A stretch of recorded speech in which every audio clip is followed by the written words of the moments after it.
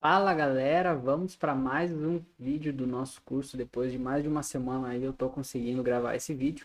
E não esquece de deixar seu like, porque cada curtida, eu tô começando a ver que cada curtida é muito importante para o algoritmo entregar esse vídeo para mais pessoas. Então, se você não é inscrito no canal, se inscreve aqui e deixa a curtida nesse vídeo para que o algoritmo entregue esse vídeo para mais pessoas. E se você ainda não acessou a apostila, onde tem a versão em texto de todo esse conteúdo, o link está aqui na descrição. Então, hoje a gente vai falar de armazenamento. Dependendo a forma como você armazena dados na blockchain, você gasta mais gas ou gasta menos, ou dependendo do caso, você nem gasta. Então, em Solidity, a gente tem três formas de armazenamento: Storage, Memory e Call Data. O Memory e Call Data, eles não armazenam nada, são variáveis temporárias que só existem em tempo de execução. E o storage é quando ele vai ser realmente guardado dentro da blockchain, então é o mais caro. O memory é o segundo mais caro, mas é muito mais barato do que o storage, e o call data é o mais barato de todos. E vocês vão ver como isso funciona na prática. Então, por padrão, toda variável que é declarada fora de função, ela é guardada. Então, se eu der um uint aqui, qualquer número, essa variável será guardada dentro da blockchain, a não ser que eu passe o parâmetro memory aqui para ela. Porém, o Solidity nem aceita isso aqui, porque ele exige um contexto diferente para que isso aqui possa ser usado. Então, por padrão, variáveis declaradas fora de função são guardadas. Então, vamos supor que a gente tem uma function aqui, ó, ler número. E ela é uma função public, returns, e ela vai retornar aquele número ali. Ou vamos usar um caso melhor, vamos já usar o string, que o parâmetro string, ele exige que a gente passe memory para ele.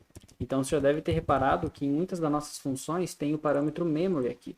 Porque se esse dado está guardado dentro da blockchain, quando o compilador, o minerador ali monta os opcodes, ele lê o dado daquela variável, até ele retornar para o usuário, ele precisa saber como que ele lida com isso. Então, ele não vai guardar isso em outro lugar para depois ler. Vai ficar guardado em memória. É uma coisa meio esquisita, mas Solidity exige que no parâmetro de return a gente passe memory quando a gente vai usar string. Quando não é string, que é um int, por exemplo, ou um bool, ele não exige. Isso é muito louco. Mas vamos lá, vamos fechar aqui a chave para não dar erro. E suponhamos que a gente tem aqui, ó, qualquer número. Se a gente der um returns agora, qualquer número, essa função funcionaria normalmente. Qual foi o problema aqui? Primary, aqui ó, é um return.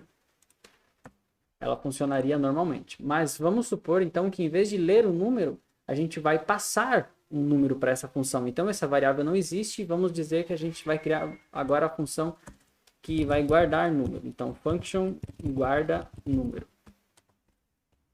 E ela é public também e não retorna nada. Então a função guarda número, a gente precisa passar dados para ela, né? Então a gente vai estar passando dados para a blockchain.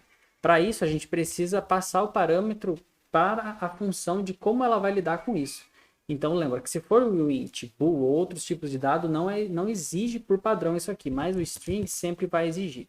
Porque é texto, então ele lida de uma forma diferente ali. Então a gente tem que passar o string memory texto aqui, por exemplo. E aí aqui a gente poderia fazer assim, né? Que o qualquer número recebe o dado que está guardado em texto. Então a gente tem uma variável temporária que é só o parâmetro da função, ela não chega a ser gerada realmente, né? Que vai receber o conteúdo que a gente está passando para essa função e depois vai guardar esse conteúdo dentro da variável qualquer número. E para isso a gente tem que passar o memory aqui. Porém, você já deve ter visto que em alguns casos tem memory e tem o call data. Qual que é a diferença desses dois? Então vamos dizer que a gente esteja usando o memory ainda. E ele recebe um parâmetro de fora, né? A gente recebe o texto aqui, guarda dentro dessa variável qualquer número, que a gente tem até que mudar, porque não. Vamos colocar aqui qualquer texto, né? Porque já não, a gente não está mais lidando com o número. Então vamos alterar para isso aqui fazer mais sentido.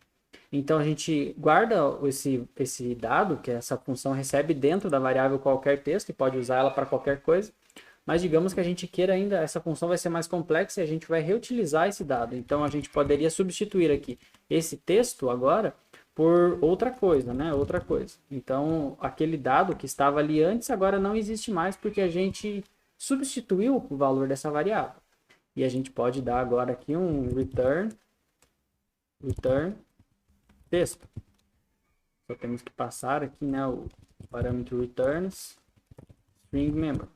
Então, qual que é a grande sacada aqui? A gente passou um parâmetro para essa função, guardou isso dentro, esses dados, né, dentro de uma variável e depois atualizou essa variável. O que ela tinha antes, ela perdeu, né, porque a gente substituiu aqui por outra coisa. E esse return aqui, essa função, ela vai retornar esse texto aqui outra coisa.